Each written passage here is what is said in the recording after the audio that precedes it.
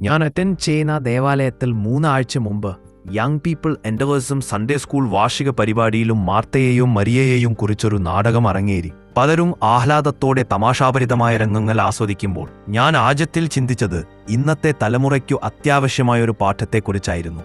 നൂറ്റാണ്ടുകൾക്ക് മുമ്പ് ബൈബിളിൽ എഴുതപ്പെട്ടെങ്കിലും ഇന്നും പ്രസക്തമായ മുൻഗണനയുടെ പാഠം മാർത്തയെയും മരിയയെയും തമ്മിലുള്ള കഥ മനോഹരമായി വ്യക്തമാക്കുന്നു. യേശു മാർത്തയുടെയും മരിയത്തിന്റെയും വീട്ടിൽ എത്തിയപ്പോൾ മാർത്ത പല കാര്യങ്ങളിൽ തിരക്കിലായി.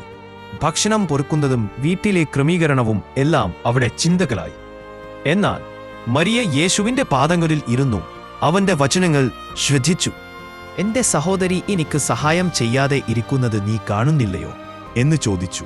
അതിന് യേശു സ്നേഹത്തോടെ മറുപടി നൽകി, "മാർത്തേ, നീ അനേകം കാര്യങ്ങളിൽ ഉത്സുകിയും കളങ്കിയും ഇരിക്കുന്നു. എന്നാൽ ഒന്നു മാത്രമേ ആവശ്യമായില്ല. മരിയ നല്ല ഭാഗം തിരഞ്ഞെടുത്തു. അത് അവളിൽ നിന്ന് ആരും അകറ്റിക്കളയുകയില്ല." മാർത്ത നമ്മുടെ ഇന്നത്തെ ഹസ്തൽ സംസ്കാരത്തെ പ്രതിനിധീകരിക്കുന്നു. അനന്തമായ ഇമെയിലുകൾ, ജോലിക്കാലാവധികൾ, വീട്ടുജോലികൾ, ആവശ്യങ്ങൾ എല്ലാം നമ്മെ അലട്ടുന്ന കാലഘട്ടമാണത്. മറിയയുടെ തിരഞ്ഞെടുപ്പ് യേശുവിന്റെ സന്നിധിയിൽ സമാധാനം കൊണ്ടെത്തുന്നതായിരുന്നു. അവൾ പ്രസക്തിയേക്കാൾ സാന്നിധ്യം തിരഞ്ഞെടുക്കുകയായിരുന്നു. യേശു തന്നെ ജീവിതത്തിലെ ഒന്നു മാത്രമായുള്ളത്.